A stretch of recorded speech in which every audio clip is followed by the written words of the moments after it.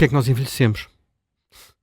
Porque é que nós envelhecemos? Quer dizer, e aquilo que é um bocadinho extraordinário, vou ver se consigo explicar isto de uma forma perceptível, é que nós envelhecemos porque isso é uma resultado da seleção natural.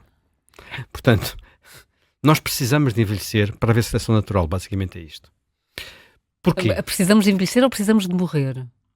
Quer dizer, uma coisa leva a outra. As duas coisas vêm juntas, não é? Envelhecemos para morrer, não é? Portanto, o que interessa na evolução, na evolução natural é transmitir os nossos genes à geração seguinte. Portanto, nós somos máquinas, nós, seres vivos, máquinas, que precisam de crescer até terem capacidade de transmitir os seus genes, e a partir do momento que conseguem a sua missão reprodutiva, já não são mais necessários e a certa altura começam até a ser um peso para a comunidade. Portanto, e o melhor é degradarem-se, por assim dizer, e um dia morrerem. E tu sabes, aqueles filmes de natureza ou de National Geographic, são sempre os animais mais velhos, doentes, que são comidos pelos leões, não é? Não são os mais jovens e vigorosos. Sim. Portanto, isto faz parte, digamos... E porquê que isto é assim? Porquê que é assim? Porquê que não é diferente? Porque nós podíamos imaginar que nós éramos máquinas perfeitas que durávamos para sempre. Porque evitávamos a necessidade de transmitir os genes. Só que nós não estamos isolados. E neste momento qualquer um de nós está a receber raios, não é? Raios cósmicos, não os vemos. E que estão a provocar mutações, e que estão a provocar alterações das nossas, das nossas células-madre, não é? Portanto, o DNA, mas também das nossas proteínas, outras coisas. Portanto, e por isso, é preciso, além disso, o ambiente não é sempre igual. Nós tivemos períodos de calor, períodos de frio, períodos em que os continentes moveram-se, houve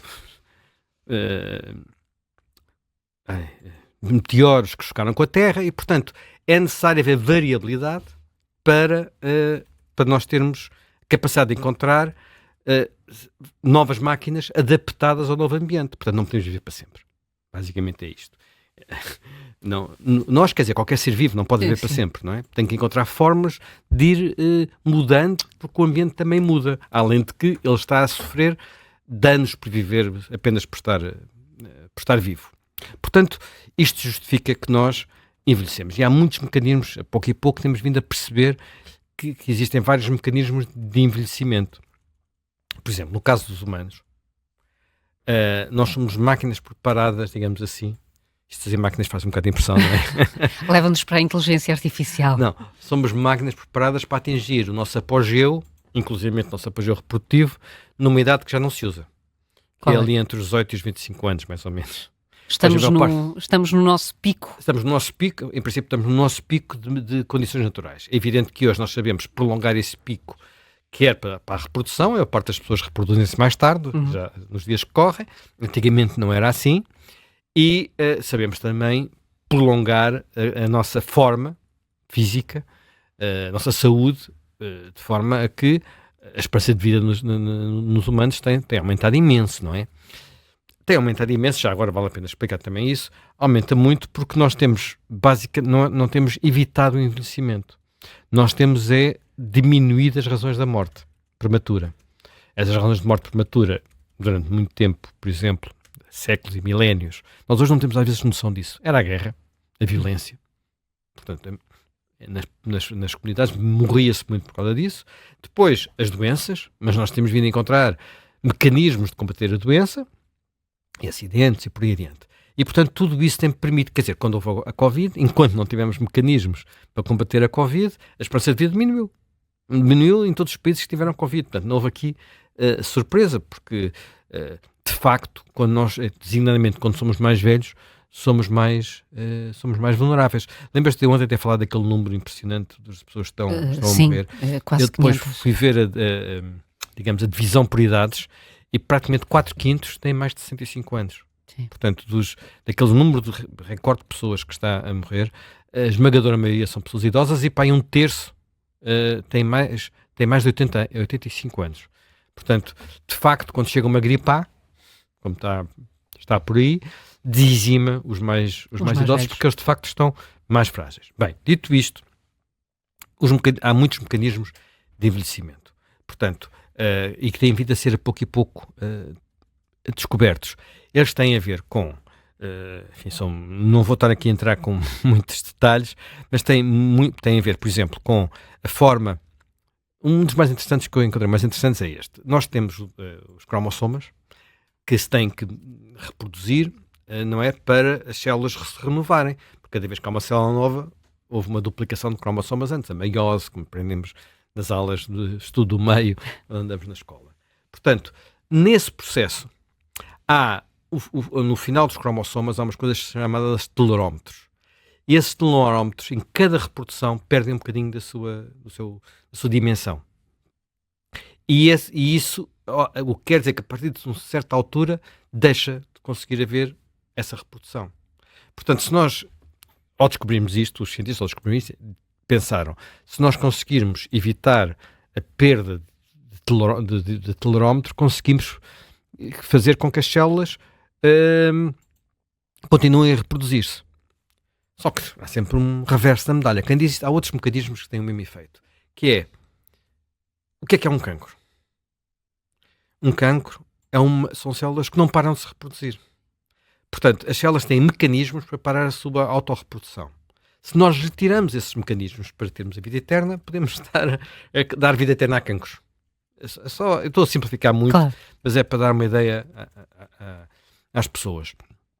Pronto, e há muitos outros mecanismos desses, seja lá como for, é um facto que nós estamos a durar mais tempo, estamos a ter mais anos de vida saudável, em Portugal não é muito verdade, mas de forma genérica no mundo, e às vezes isso levanta um problema, é que nós conseguimos dominar, temos antibióticos, não apanhamos infecções, temos antivirais, não apanhamos outros tipos de infecções provocadas por vírus, temos vacinas, temos operações sofisticadíssimas que nos substituem o coração, renovam o coração, fazem essas coisas todas, mas há algumas coisas que são mais complicadas, o nosso cérebro, por exemplo.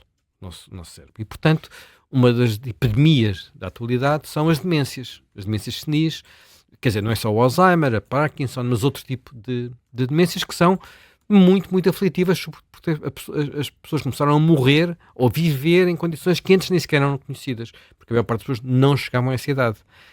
E aí a capacidade de reproduzir, nomeadamente renovar células, é mais complicada. Estamos em tecidos que não estão formatados para se reproduzirem.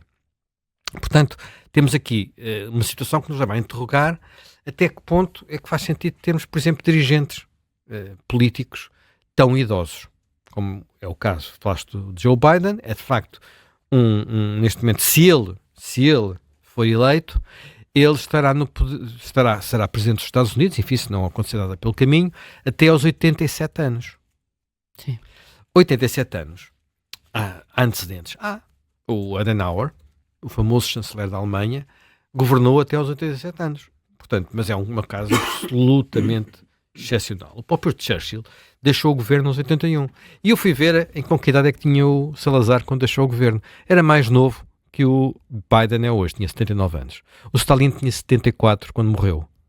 Portanto, o próprio Mao Tse-tung, que nós já vimos todo assim, tremelicante, quase não se conseguia mexer, tinha 82. Portanto, a idade que tem hoje o Joe Biden, praticamente, não é? Outro que nós dizíamos, a gerontocracia soviética, o Brezhnev, 75. Portanto, estamos de facto quer dizer, e estamos a falar de ditaduras, não é? Portanto, todos estes líderes que eu disse são líderes de ditaduras que não estão sujeitos ao escrutínio. Perpetuação do poder. E em que a possibilidade de substituir o líder idoso é vista como um tal sobressalto que se faz pela sua manutenção.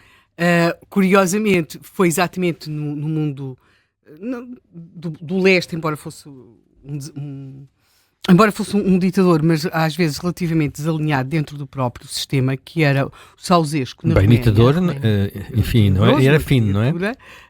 Eles vão desenvolver um dos grandes mitos era de que se conseguia, que eles tinham tratamentos especiais para combater o envelhecimento. Exatamente, os tratamentos gerontocráticos. E que levavam lá pessoas das mais diversas afinidades políticas a uns tratamentos, como uma médica, não sei, e havia informações de que regimes, muitas vezes antagónicos, estavam a tentar recorrer àqueles tratamentos para lhes conseguir dar uma espécie de juventude, quer dizer, sem grande proveito, aliás, como depois viria a agora, tu repara, nós temos outros líderes, pelo menos mais um líder democrático, que já vai nos 82 anos, onde está, que é o Sérgio Mattarella.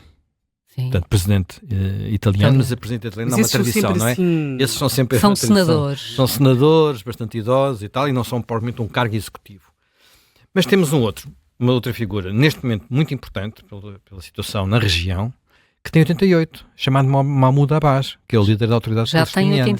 Já tem 88 anos. Nós não temos às vezes nem noção disso, não é? Ele vê-se pouco, não é? Não é o mais velho do mundo.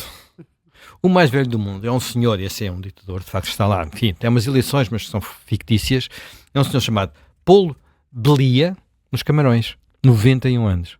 Está com 91 anos. Mas atenção, o Roberto Mugabe teve até aos 93, não é? Portanto, há assim, mas isto estamos a falar de facto de ditadores, e depois em regimes que não podemos considerar ditaduras, mas são singulares, como a Igreja Católica, o Papa está com 87, portanto também não é propriamente um jovem. E pronto, e há mais, podia continuar por aqui, mas... portanto, a Rainha de Inglaterra. Mas também a Rainha de Inglaterra chegou quase aos 100, não é? Sim. Mas enfim, eu pensei nela, mas não a citei. Vou buscar uma outra, sabes? Ver que idade é que tinha uma outra que já não me lembrava e que muitas vezes também tínhamos ideia de alguém que durou e nunca mais acabava. Rainha Vitória. A Rainha Vitória. Mesmo assim ela morreu aos 81. Era outro tempo, não é? Portanto, e até a imagem das pessoas é mais envelhecida. É uma imagem muito, muito, muito envelhecida. Bem, o Raul Castro esteve até aos 87, o Franco até aos 83, o Kim Il-sung até aos 82, mas pronto, não são regras. Tudo isto estamos a falar de autoritários, não é? Ou ditadores mesmo.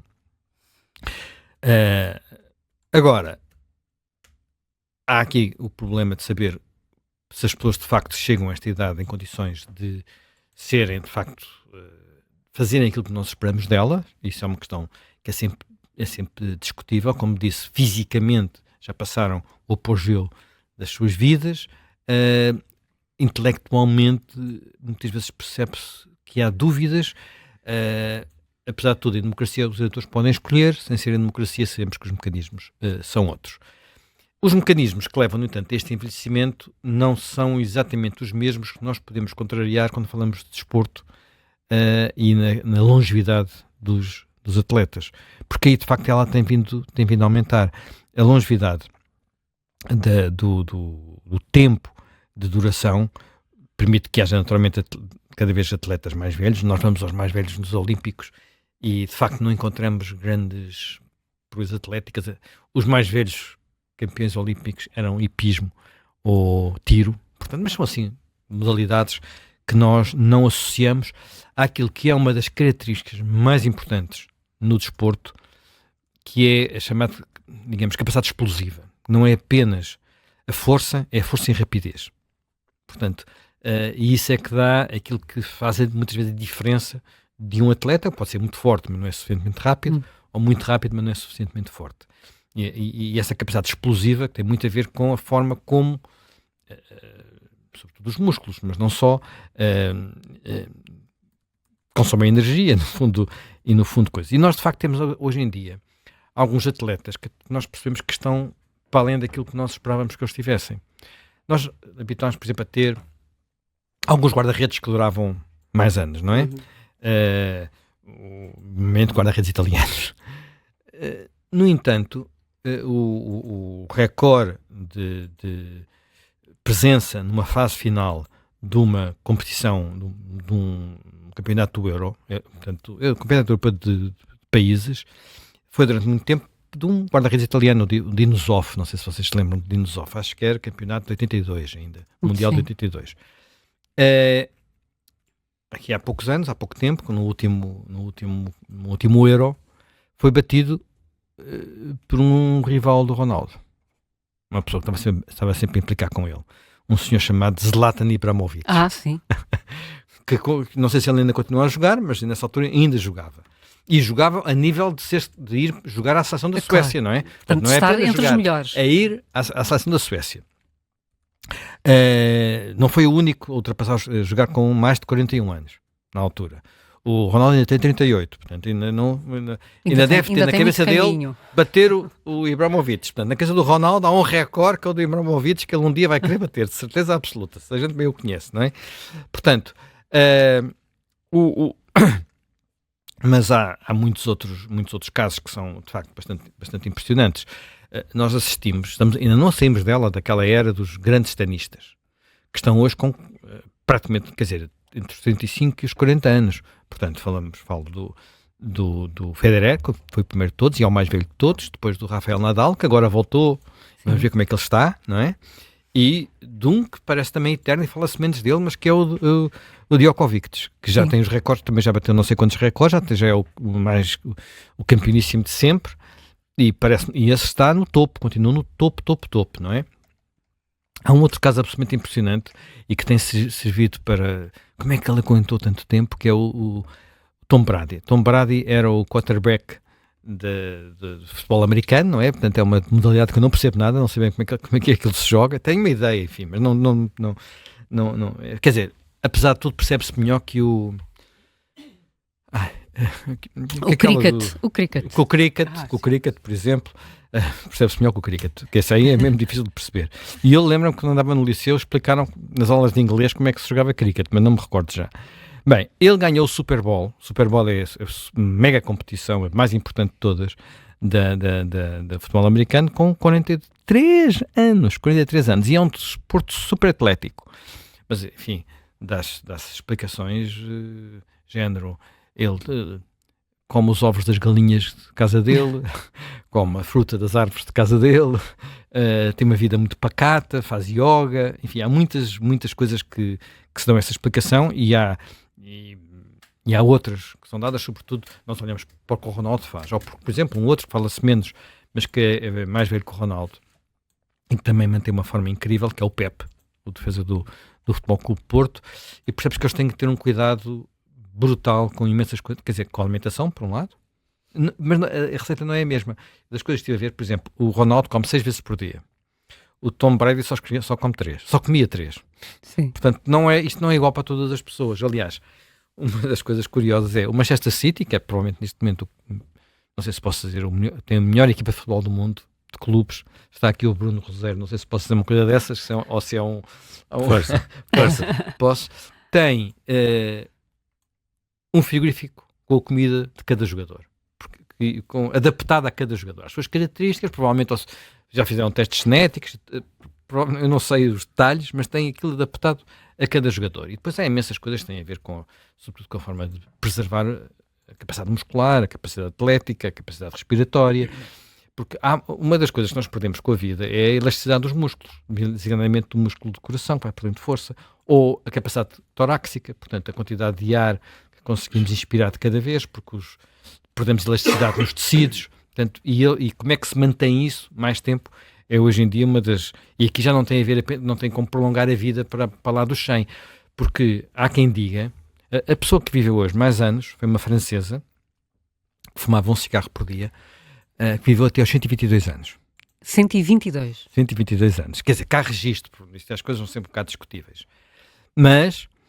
se nós considerarmos apenas, digamos, o ritmo de degradação das células, dos tecidos, das moléculas, do DNA, dos telomeros, das coisas todas, é possível imaginar viver até aos 150.